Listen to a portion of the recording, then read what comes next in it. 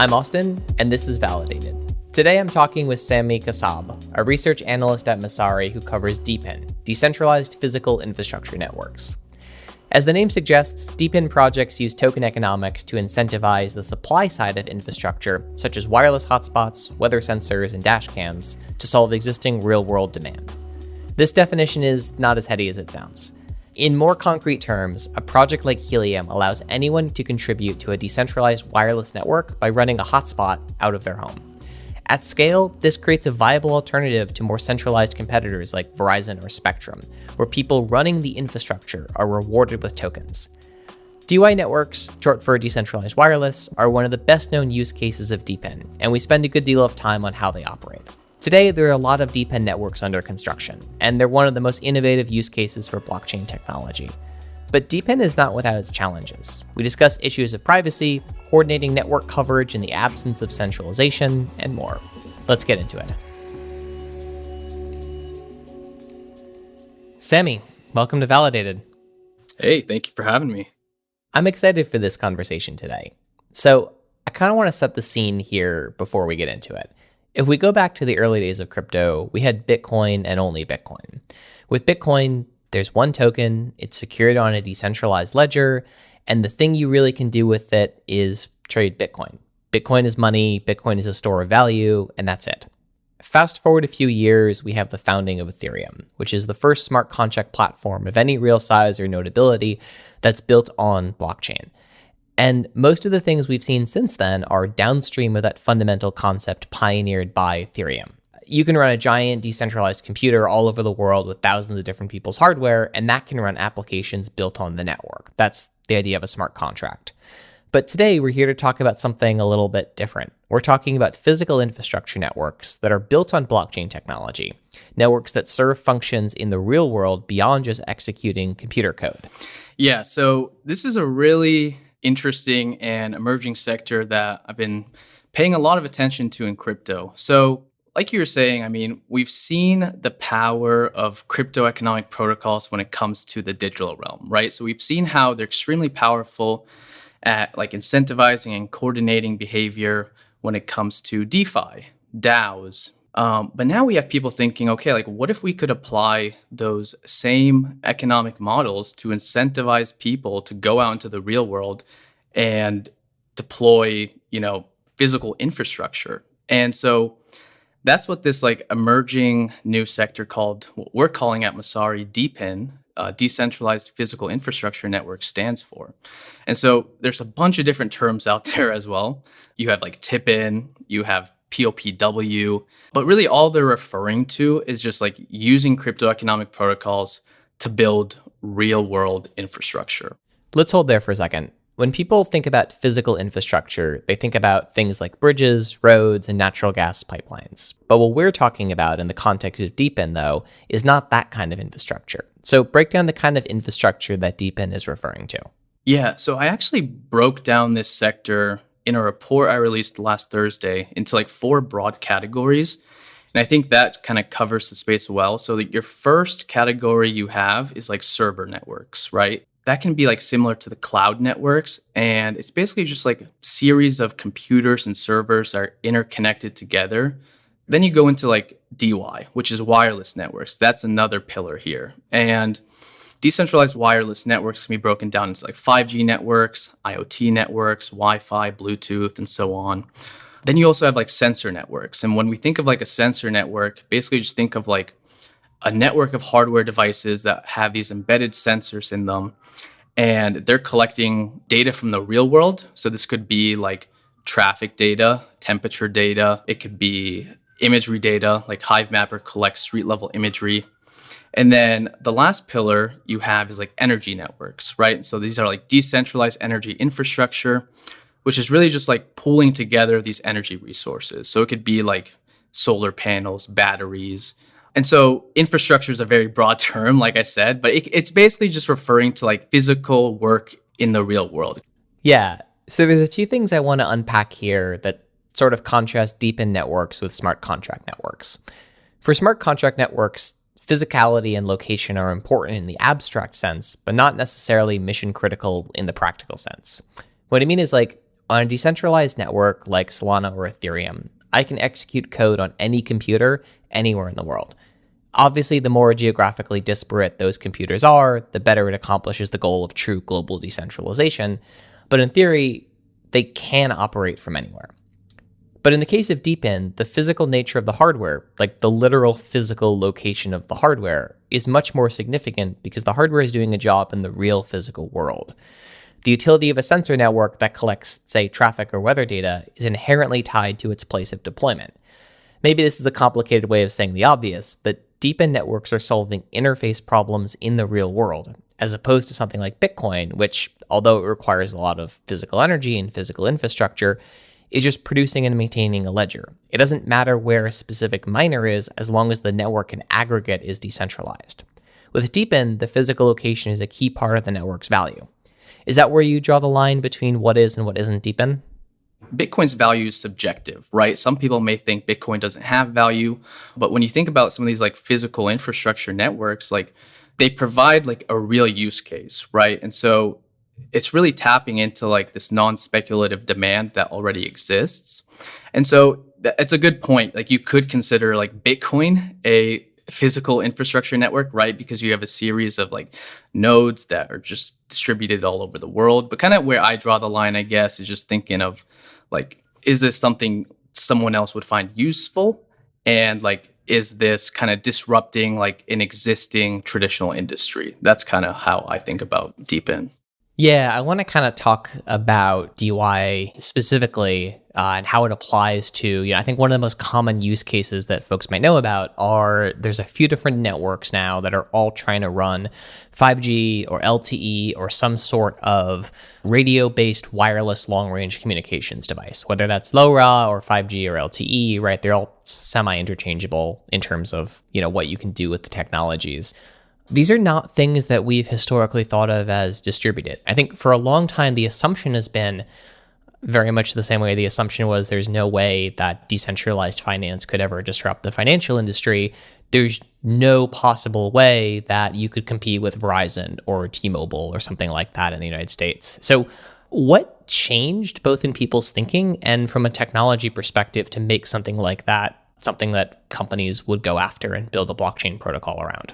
That's a really good question. I guess just to like set the stage real quick. So like DeWi is aiming to revolutionize the way that communication networks are built, right? So historically, we had to rely on these single centralized entities to be able to do so because it was just like so capital intensive, right? And then Helium came on the scene. And so Helium brought forward the concept of, okay, what if we like leverage token rewards to have everyone on the network be like their own micro network operator, right? And what if we can build a network that way where we can like bootstrap it with very little capital, incentivize people to deploy the hardware themselves, which is sort of like crowdsourcing it. And what if we can do it in like a distributed fashion like that? And so Helium was really the first to pioneer this with their LoRaWAN IoT network, and they proved this concept out, right? So like that network right now is close to like over 1 million hotspots. And next they're like, okay, we did this with an IoT network. Why can't we just do this with like a 5G network? And like you said, this is pretty much like the DeWi honeypot. Like everybody's focused now on 5G because one, like every network operator, every carrier is in the process right now of upgrading their network to this like 5th generation of wireless. And so one, the market opportunity is a lot larger. It's like supposed to be 88 times larger than IoT. And yeah, like I said, everybody, all these traditional network operators are focused on it. So it was really like, there's a few things that enabled this. One, obviously, it's like the blockchain technology, which it enables like mass coordination in a decentralized manner, but also you have like the progression and development of just like hardware technology in general, right? So like now, like previously it was only these like big telcos that had to go to like these hardware manufacturers and they had to like produce this like proprietary hardware. But now like you can get telecom hardware like off the shelf, right? Yeah, and this is one of the biggest changes that kind of snuck up on the industry. This switch from entirely vertically integrated radio access networks to ORAN, which stands for Open Radio Access Networks, and the utilization of the CBRS spectrum band. That was like the core unlock that enabled all this, right? Because previously, like these telcos had to acquire these like spectrum licenses to be able to transmit data. And, the CBRS was this first like mid-band unlicensed spectrum that anybody could access, right? And I'm happy to kind of dig in a little deeper in like what these spectrum licenses are versus like unlicensed spectrum. But like that was the key unlock right there, right? Because like now you have these like this open spectrum that any DeWi network can operate. And that's what these 5G networks operate on right now. Yeah, I think it's good to give some context that in the US, airwaves are actually property of the people. They're owned by everyone, and they're administered by the federal government the same way that public land is administered by the federal government. But there's these big auctions where companies will spend billions of dollars to acquire whole chunks of the spectrum because at the end of the day, that spectrum has to be used for something useful in the public interest. And so for many years, that was analog television broadcasting, and as that's changed, we've switched over to a world where cell phone carriers occupy most of that open spectrum nowadays. But CBRS is a pretty narrow band, if I remember correctly. So what about like that band specifically has opened up the world of decentralized 5G? Yeah, just touching on that point that you said too, like you could think of spectrum as like a scarce resource, right? Because there's only like a finite amount of like spectrum available, and there's just like a constant increase in demand for it as well. So that's why like we have the FCC right now, which like you said, they're the ones who facilitate these auctions. But what's kind of mind-blowing is that since the creation of the FCC and these whole auctions, like over $250 billion has been added to the US Treasury. So it's an insane amount. But going back to like the CBRS spectrum, so it stands for the Citizens Band Radio Spectrum. It's a mid-band 5G spectrum. It was opened up in like 2020. But it's complex, right? So like how it is right now is it's broken up into 3 priority tiers. So the first one is the incumbent tier. And so this is who was like historically using this spectrum, which was like the DoD, the Navy for their radars. So they have like first dibs. They have like top priority. And then you have like the priority access license tier. And this was the tier that the FCC was like, okay, we're going to, auction off like a large portion of this tier here. And so you had entities like Verizon and Dish purchase this. And then at the very bottom of this tier is the general authorized access tier. And so this is the unlicensed portion of the spectrum. I can't remember what portion of the total spectrum this represents, but it's like, a third of it or maybe even less. But this is where DeWi operates. And yeah, it comes with some risks, right? Because like the entities who are transmitting data in the above tiers always are the ones with priority, right? So like technically like a DeWi network could get shut off if like a Navy ship is passing through a harbor because they get priority, right? Yeah, this happens to people's Wi-Fi routers all the time. Yeah, right. And so like it's interesting to think that like right now we're at the stage in these DeWi networks where they're all operating on this unlicensed spectrum, but like I bet you soon some protocol is going to try to buy some spectrum, right? Like CBRS right now has only been unlocked in the US, right? So like there are some DeWi protocols or projects like in Canada, for example, that are doing the same DeWi model, except like they're operating on a licensed spectrum. So like if you have a DAO that just like decides to purchase like some portion of a spectrum, you could essentially operate on like a licensed spectrum, which is kind of a cool idea. So instead of buying the Constitution, let's buy a portion of a spectrum. Yeah, I think that's such a fascinating idea, and I kind of love that idea too about like this stuff is all ostensibly in the public good anyway. I mean, we could go on a big divergence about how Dish has been spectrum hoarding for years and never done anything with the spectrum that they've purchased, but that's probably a different podcast. So we're still talking about, substantial capital outlay. You mentioned something like Helium where there's hundreds of thousands of hotspots all around the world. I was one of those people who bought one on a whim in like 2019, I think.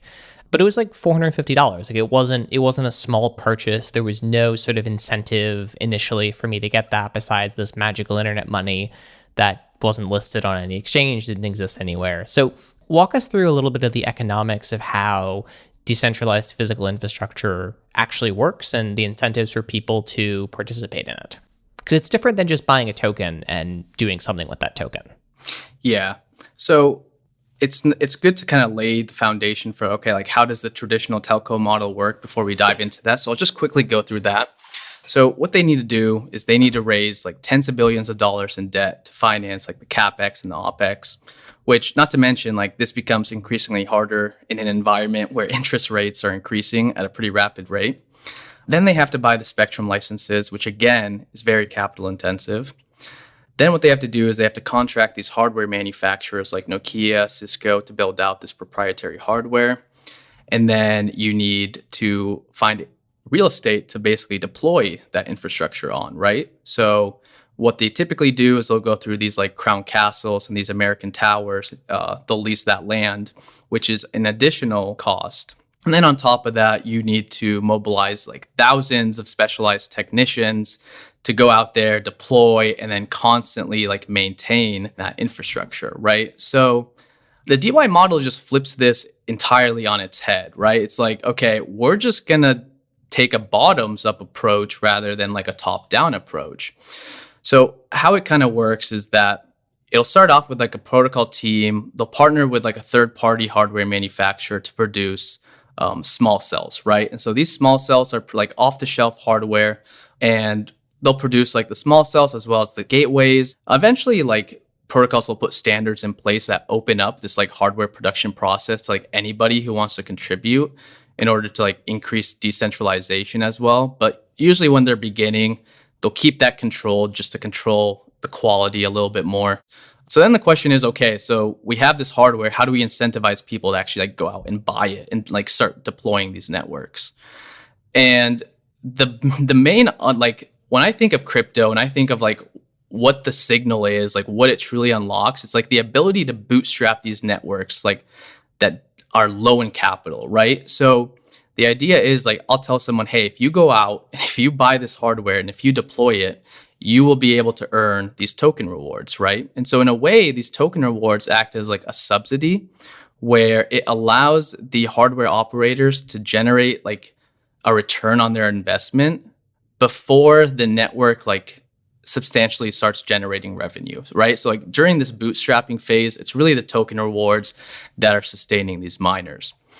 But what's interesting in how the flywheel works is that like as the wireless network supply side grows, you start to have more operators, more product builders, more devs become attracted. And the key value proposition here for DeWi is like the improved unit economics, which allow the network to offer like cheaper data transfer rates. So if you look at like the DeWi 5G network transfer rates, DeWi has like 50 cents per gigabyte. I believe that's what it is on like Helium and Pollen Mobile, versus like TradWi, which is like $3 to $5 per gigabyte. And what's included in there is like the spectrum license, the CapEx and OpEx, the technician's salary. And so like, DeWi, because they're crowdsourcing that infrastructure costs, a lot of operators don't have a real estate cost because they're deploying the hardware on their roof or a property they already own. Like they're able to achieve a more cost-effective way of bootstrapping these networks, right? So then what plays out is like, as the network's coverage grows, as more supply side participants are attracted, you'll have end users actually come to want to transmit data. We can kind of talk about like the different, like who's going to be attracted to this network. Yeah. I want to also talk a little bit about the growth of these networks and how different they are from traditional crypto networks. And you can tell me if you agree with this or not, but one of the interesting things is Ethereum is still useful if there's only 200 validators. Solana is still useful if there's only 200 validators. Now, maybe the networks don't live up to their goal if you're talking about Ethereum or Solana or Bitcoin if there aren't a huge validator set, but at the end of the day, you can still run smart contracts on them. I alluded to this a bit earlier. These networks are different because especially with something like Helium or Pollen, you're talking about its actual coverage footprint, right? If you only have 100 of these things up and running, it's, no one's going to bother using that network because it's not considered to be robust enough to actually have the coverage map that's necessary for even a use by, a city bike or something along those lines. So how does the growth of these networks intersect with sort of the ability you're saying to get rewards earlier? Because those two things seem like they're maybe flipping the economics, where when the network is actually its least valuable, miners can make the most money off of the thing. Exactly. So these networks are trying to attract like those risk takers, right? Who are willing to invest that initial capital, and in exchange, they'll be rewarded the most tokens because of that, right? Because they're going out on a limb. And the whole idea is that, the earlier you are to these networks, the more you're going to be earning, because that's what they're trying to do. They're trying to bootstrap the networks. They're trying to attract supply side participants. But then later down the line, once these networks grow, then you have the aspect of these operators start earning revenue based on, in DeWi's case, how much data is actually transmitting through their radios, right? So I agree with what you're saying. It's difficult, right? And that's why it's almost like an all or nothing type of bet, because if it doesn't grow large enough, then you kind of run into the problem where the network's kind of useless. And it kind of begs the question too, is when you have multiple competitors in this sector, it almost makes sense. Hey, can you guys just all work together to build one big network? Come on. But obviously life doesn't work like that. But that's kind of the whole incentive mechanism right there. Yeah, it is interesting too, because if you think about when I was originally doing research into helium back in the day, I was looking at US Cellular, which is a tiny little cell carrier that mostly only services the upper Midwest. And you look at something like that, and it's $2.5 billion market cap, and it basically services a very limited number of states. But part of the way they're able to be financially viable is roaming agreements, which I believe are something the FCC has actually mandated at this point, that there's some sort of roaming between carriers is at least a possibility and open.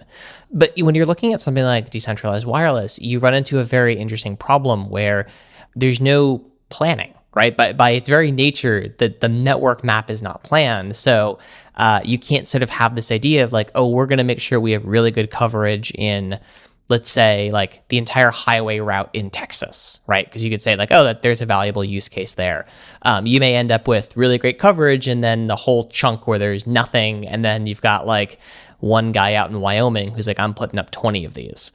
When you get to that point, how have these protocols navigated some of those challenges, and have folks done things like location-specific incentives at this point? And how much sort of central planning is involved in actually making something like this work? Yeah, no, that's a great question. And each DeWi 5G network is kind of taking a different approach. Obviously, if you start putting restrictions in place, you kind of lose some of that permissionless, decentralized aspect of the network. But for example, XNet, they're a recent DeWi 5G network that came on the scene. They're basically trying to first launch in specific areas, right? So they're only offering rewards in specific cities, for example, where helium and pollen is more you can deploy anywhere. But also what these operators are thinking about, because it's not cheap to buy some of this hardware, right? It can be $1,000 to $2,000.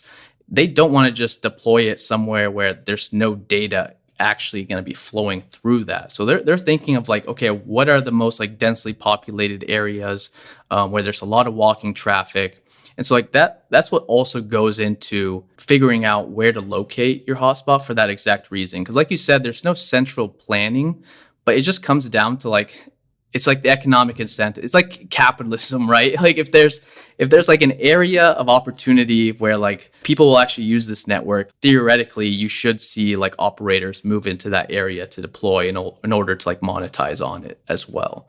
Yeah. So one of the things I think is so interesting about this is hardly a new idea. I had friends who were involved in this thing called New York City Mesh Network, which was this whole operation where people would basically set up a bunch of point-to-point microwave links, and they were trying to cover New York City and in free Wi-Fi for everyone.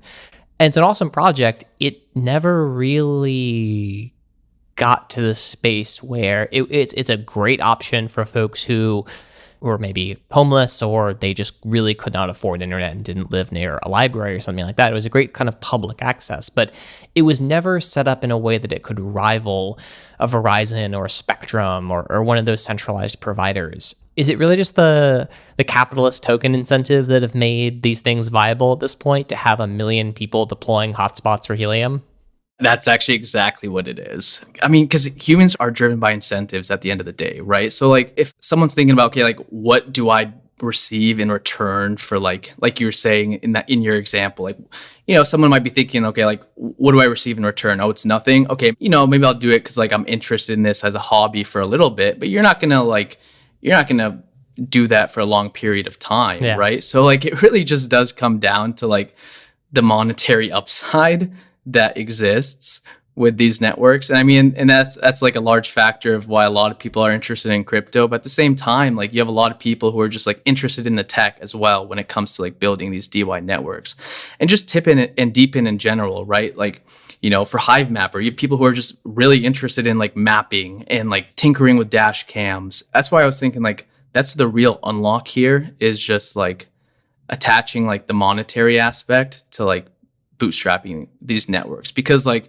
for someone to go out and like deploy this network, they're earning rewards. They're technically becoming a partial owner of this network. Like they're receiving an ownership stake. That means like they're incentivized to like make it succeed. So like what you were seeing on like in Helium is that like the people who went out and deployed some of these IoT hotspots then went out and tried to get like demand side usage, right? They were going to like these farmers and being like, hey, like look at this network. It's much cheaper. Go use that, right? So it's almost like, I love it, right? Yeah, the incentive alignment is like the true unlock here.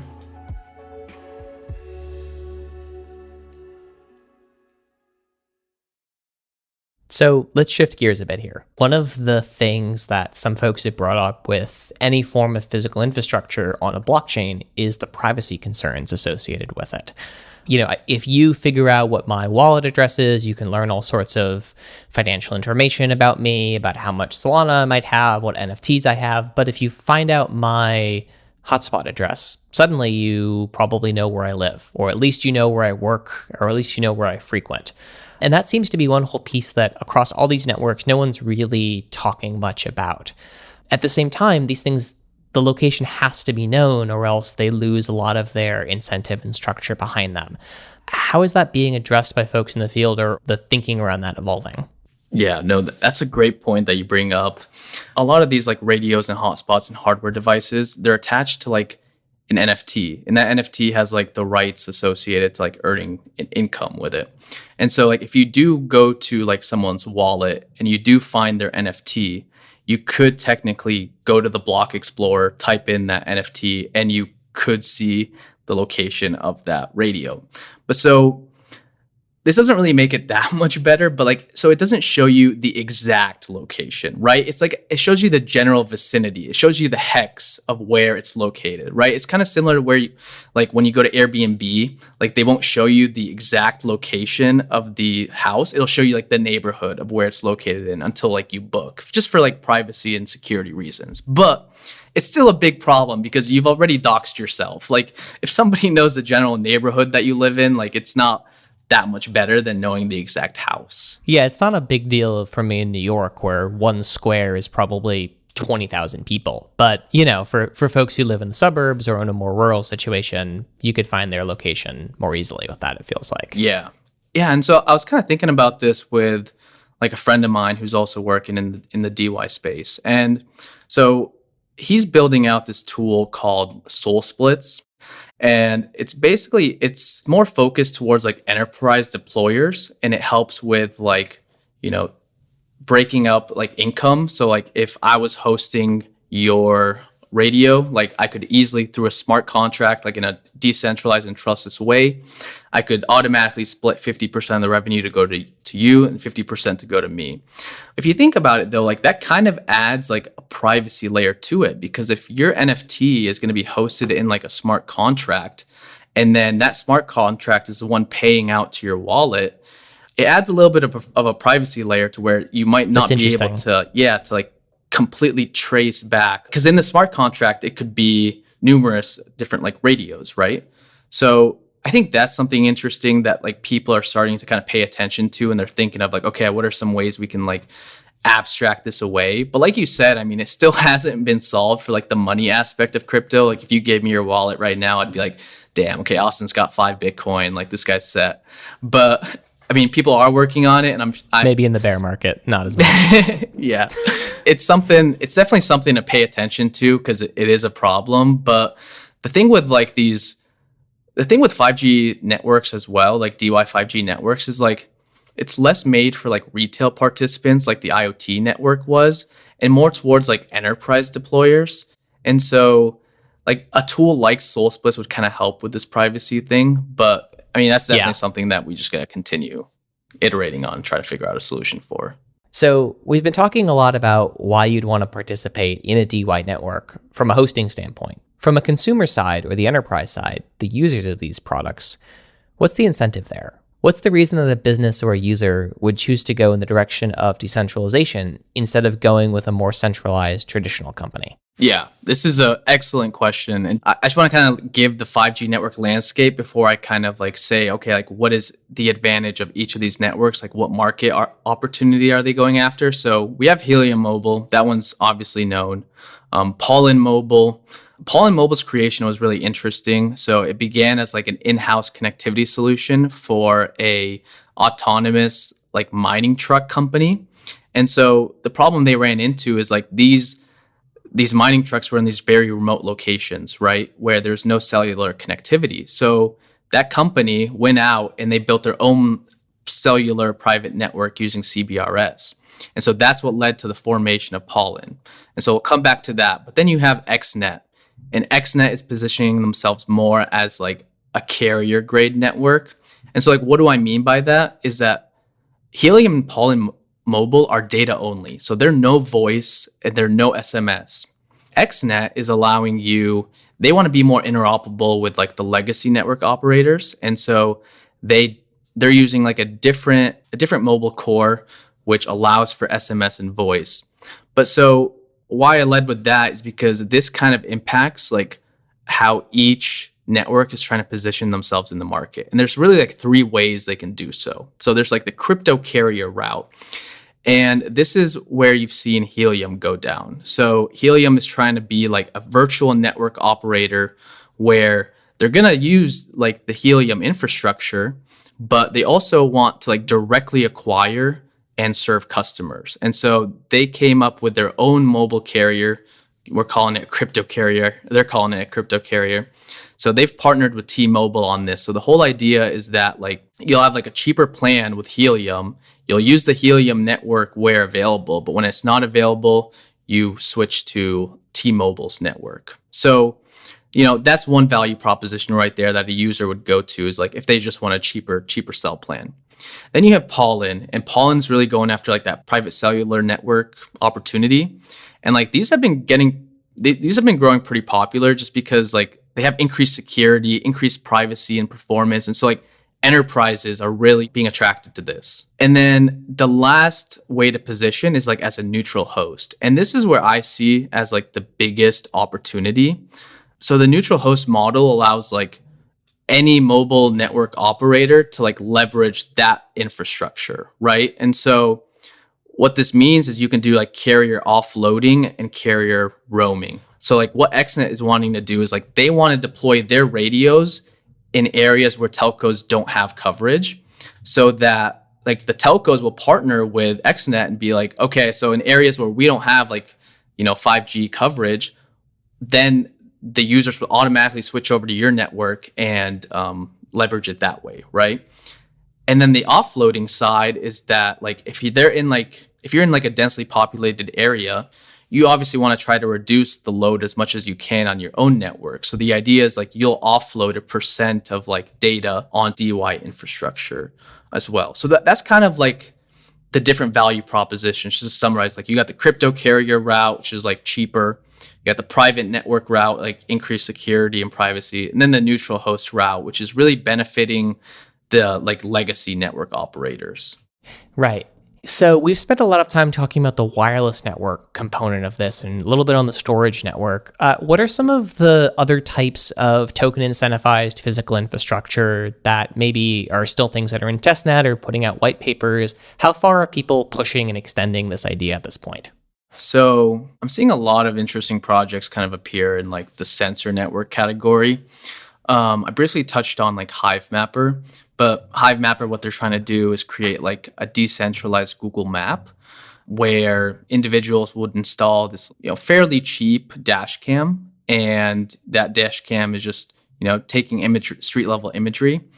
And what's really interesting here is that like these dash cams are like performance wise and like quality wise of images are like competing with like Google's $1 million Street View cars, right? You also have like Weather XM. These are like basically miniature weather stations that you can set up anywhere around the world. And essentially what it's doing is creating like this decentralized weather market in a way. I think we forget how like NOAA is pretty rare in the world. Most countries don't have a federally run government agency with satellites that publishes free weather reports. Exactly, right. And like you can install these devices in really like hard to reach areas as well, right? So like that's another advantage of this whole like distributed model.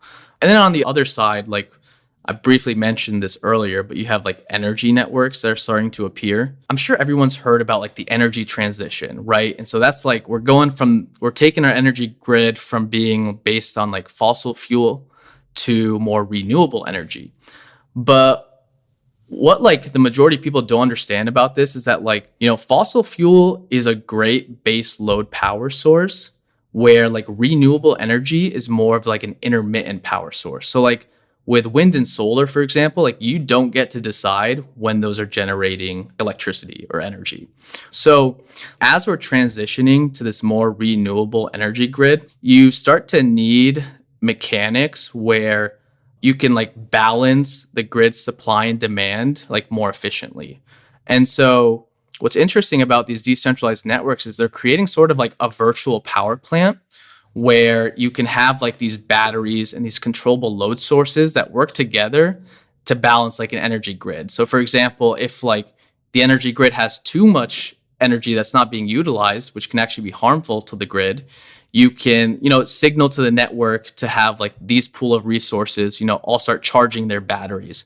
And same thing goes when like the grid doesn't have enough energy, you can take the energy from your battery and like contribute that to the grid. So like the virtual power plant aspect is really interesting. And like, this is something that even like traditional entities are getting into. Like I just saw this report that like Ford, GM, and Google are trying to build like a virtual power plant. Because if you think about it, like every electric car could technically be like a virtual power plant and I know like Tesla was kind of thinking of going down this road where like their battery could be charged at certain times, but also contribute the energy back to the grid if needed. So that's like an interesting aspect too. Before we wrap up, do you have any last thoughts you'd like to share? Yeah, so there's a city in Louisiana called Shreveport. So just to back up a little, I know we've talked about how like, telcos and ISPs, they have all the power when it comes to like determining which areas get coverage first, right? Just because like they're optimized to provide coverage to densely populated areas. So, in Shreveport, you have like 1 in 4 individuals that live below the poverty line and about like 40% of the cities without Wi-Fi coverage. And so, the city was thinking, okay, like how do we address this digital divide here? And what they ended up doing is like they used the Pollen Mobile network to create this like public Wi-Fi network that provided like affordable high-speed internet access to low-income neighborhoods. And they were working with like the local libraries to do so, where like, individuals go to their library, pick up like a radio or a hotspot and like install it in their house. But essentially like the amazing thing about like DeWi is that like it puts the power into the hands of the individual to like solve their own connectivity issues, right? And that's kind of like what DePIN does in general. Like it puts power in the hands of like the individuals. And you see like the big value proposition too when it comes to like the cost savings, because like they were able to do, like the city was able to build out this network for around like $500,000, where they said like if they had decided to go with like a traditional ISP, not only would it have taken like a lot longer, but it would have cost like roughly $5 million.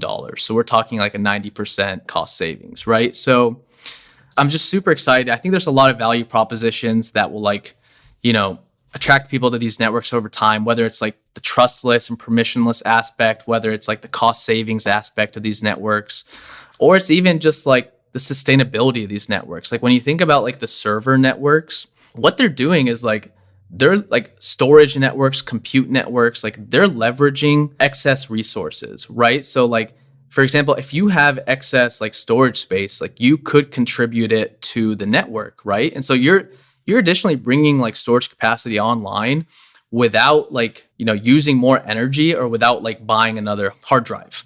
It's really interesting when you think about like the sustainability portion too, is like, as we move into the future where like, AI is ramping up, IoT is ramping up, the demand for compute is going exponential. You start thinking about like, okay, how do we unlock like the resources that can sustain the demand? And you think about, okay, there's so much, like your iPhone has like a crazy amount of like compute on it, right? So like, what if you could contribute that to like a decentralized network? And you actually have like some protocols who are doing that. Like the Render protocol is leveraging like iPads with like the M1 chip in it to be like a node on the network. And that's just fascinating because you're almost like, that's like compute power that would have never been able to like be tapped into, and you're bringing that onto the network now.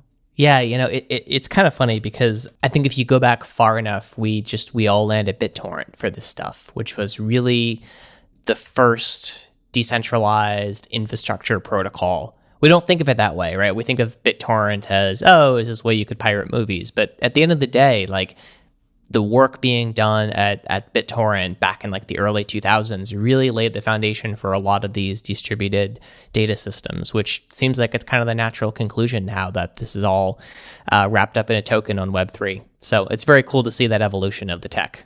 Yeah, it's crazy what some economic incentives can do to technology. It really is. Well, Sami, thanks so much for joining us today on Validated to talk about this stuff.